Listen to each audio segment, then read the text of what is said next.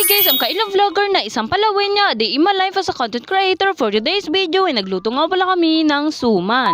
Ay pangalawang araw na nga pala ng mga pinsan ko dito. Ay nakwento ko na nga pala sa nauna kong vlog kung bakit nga pala sila nagstay dito. Kadahilanan nga pala na opening nga pala ng Christmas tree nung nakaraang gabi. Ay medyo malayo-layo nga pala kasi yung Nara kung babiyahin pa nga pala nila. Nandito nga muna sila nag-stay sa amin. Ay medyo matagal-tagal na rin nga pala na hindi nga kami nagkikita. At nagkakasama-sama, talagang namang namiss nga namin yung biruan namin. Kasi sobrang tagal na talaga yung huli nga kami nagkakasama neto. Kaya naman sulit na sulit nga pala yung mga pagkakataon na ganito eh. At ngayon rin nga pala yung uwi nila. Pero bago nga pala yung sila mag-uwi, ay magbabayan pa nga yan sila. Dahil nga ibibili nga muna sila ng kanilang pampasalubong. Ay di ba bibili lang ng pampasalubong, abay naka-outfit pa talaga sila. Sabagay, sino ba naman pumunta ng bayan, abay apakapangit. Yung tipong akala mo talaga hindi pa rin nakaligo. Ay mga bibi nga pala nila nadala, ay iiwan lang nga muna nila dito. Ay balak naman nga nilang dalayin si Dalia, ay kaso nga ay nakatulog na nga talaga. Kaya nga nagdesisyon nga si ate, na iwan niya nga muna ito at ako muna mag-alaga. Abay wala namang problema kasi napakabait nga ng batang ito. Ay kabilis maglaki na parang karaan lang talaga, ay baby pa talaga to. Ay nung nakaalis na nga sila, abay naburing nga pala kami ni Ate Lunggay. Kaya naman naghanap nga pala kami ng aming maluluto dito. Ay naghanap-hanap nga pala kami sa aming paligid na pwede nga palang makuhaan ng kamote. Pero dito lang nga pala sa bakuran namin, abay kapag sa ibang nga kami kumuha, abay pinabarangay na talaga kami. Ikaw unti lang nga talaga yung nakuha namin kasi sobrang unti lang talaga yung mga kamote dito sa paligid namin. Abay hindi kasi nagtanim. Ay paano kung tatanim, mga 3 piraso lang talaga yung mabubuhay. Pero mabuti na lang talaga may 3 nga talagang nabuhay sa mga tanim ni mother. Abay buti na lang talaga meron nga kaming nahukay at mailuto nga. Shoutout nga pala dito sa may pinsan ko na si Ate Izel. Ay isang taon lang nga pala yung tanda niya sa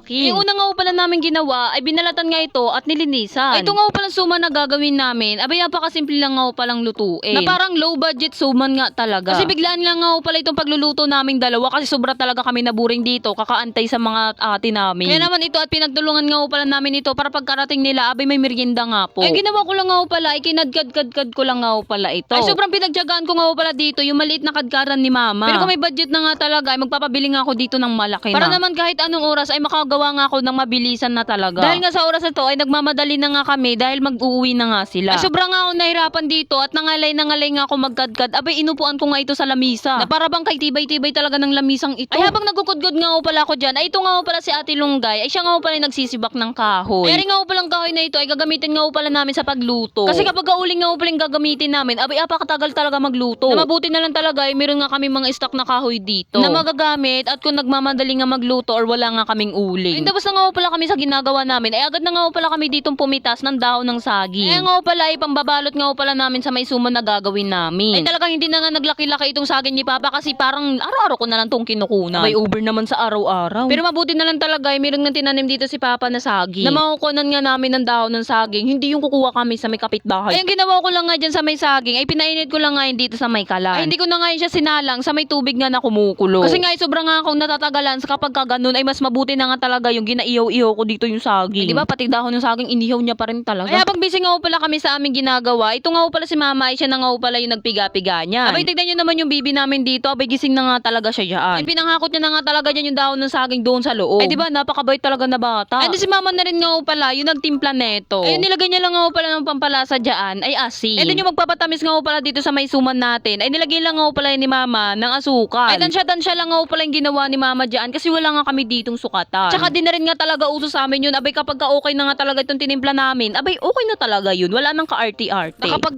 nasapul mo na talaga yung lasa, abay pwede na talaga yun. At syempre mapakita ko rin nga sa inyo kung paano nga pala ito binalot ni Mother. Tingnan nyo naman yung saging na nakuha ko dyan, di ba? Pakaliit na talaga. Kaya naman nagrereklamo talaga si Mama dito, bakit bitin nga daw yung nakuha ko. Abay magagawa natin, maliliit pa talaga yung saging ni Papa. Ay ganyan lang nga pala yung ginawa niya sa pagkababalot nga pala neto. Ay nirolyo at ding ipit-ipit nga pala sa may pinakang gilid nito para hindi nga matanggal yung pinakang nilagay natin dyan. And then ganyan na nga pala yung itsura niya, abay pwede na talagang lagain. At syempre tinalian lang nga pala yan ni Mama para hindi nga maglabas yung tinimplahan nga natin nakamuting kahoy. And then ayun lang nga pala yung itsura niya, siguro mga 5 inch lang nga talaga ito. Siguro yung gawa namin na ito, abay 3 kagatan lang talaga. Dahil ginidiskartehan lang nga pala namin ito kasi nga bitin nga yung nakuha kong dahon ng saging. And then unti lang talaga yung nakuha ko dito nakamuting kahoy. Abay tignan nyo naman nga pala itong bata na ito. Ay wala na nga talaga siya nagawa dito kundi bibihin niya na lang nga itong pusa. Ay kalupit talaga ng bata na ito. Abay dinuyan-duyan talaga yung pusa. And then nilagyan ng didi para naman talaga style baby na talaga niya. Ang malupit pa talaga diyan, kinanta-kantahan niya pa nga talaga. Ay nakatulog yung pusa. Ay hindi nga pala naasikaso ni Papa yung tulay dito sa may amin. Ay tingnan niyo naman magtulay-tulay itong bata na to. Abay nakadapa na talaga siya. Ay nalaglag, di lunod. May over na rin talaga sa lunod. Hindi ba pwedeng basalang? Ay mga ilang oras nga pala ay nakarating na rin nga pala ito sila. Ay tingnan niyo naman pumunta ng SM. Abay donut lang talaga yung binili. Ay napakalayo pa naman talaga ng bayan dito sa may amin. Siguro mga 3 hours pa nga talaga bago ka makarating ng bayan. At dagdagan pa talaga nito ng traffic. Abay wala na talaga. Ay wag na lang magbayan, magpirmi na lang talaga dito sa may bahay. Ay nung nabalot na nga pala namin lahat ito, ay nilagyan lang nga pala namin siya ng kaunting tubig. Ay then nilagyan nga pala na maliit na steamer ni Mama Jam para may patungan nga itong suman. Siguro mga 1 hour nga pala ito bago maluto. Ay mabuti lang talaga ay mabilis nga itong maluto. Kasi nga yung ginamit nga namin dito ay kahoy lang. Ay buti na lang talaga hindi nga kaunti itong kinalabasan nga ng suman natin. Kasi kapag kulang nga talaga yan, abay hindi mo talaga ma-appreciate magkain yan. Kasi parang hanggang ano lang talaga siya lalamunan. Ay mabuti lang talaga saktong-sakto lang nga pala ito sa amin. At nakapagtira pa nga kami kay Papa. Ano natikman ko nga pala itong suman, abay saktong-sakto lang nga po. Abay kahit low budget lang nga itong suman natin, abay talaga namang na-appreciate ko nga itong kainin. Kasi gamin na rin nga pala namin kung paano nga magluto ng suman. Ay mabuti na lang talaga itong suman ni Mama, abay saktong-sakto lang nga talaga at hindi nga siya matamis. Then ayan, kasama ko nga pala yung mga pinsan ko dito magsikain. Dahil last day na rin nga pala nila dito sa amin. At mamaya-maya, abay uwi na rin nga talaga sila. At napakalungkot lang kasi hindi ko na malalaro si Dalia. Abay bawi na lang nga talaga kapag kabakasyon na nga namin. At syempre hindi ko naman nga pala kakalimutan yung special shoutout nga pala natin. At shoutout nga pala dito kay Jeron Manibog, thank you po. At kay Kate Magarso. At syempre kay Kate's Mini Vlog. At pati rin nga pala kay Ate Gemma Cashaw. At kay Ate Merla Soles Esparsha. At kay Esonly Sator Dumaran from Santa Monica. At kay Sarah May Escala. At kay Halima from Lutayan, Sultan Kudarat. And last, kay Rian Grace Tambukon Estrera. Ay shout out po. Ay kung gusto nyo rin nga palang ma-shoutout gaya nila, ay mag-comment na rin nga pala kayo sa ibaba para kayo na rin nga pala yung susunod ko na i-shout out. At dito ko na nga po tinatapos ang aking mini vlog, kaya wag yung kakalimutan mag-like and follow and share, and thank you for watching. Bye-bye!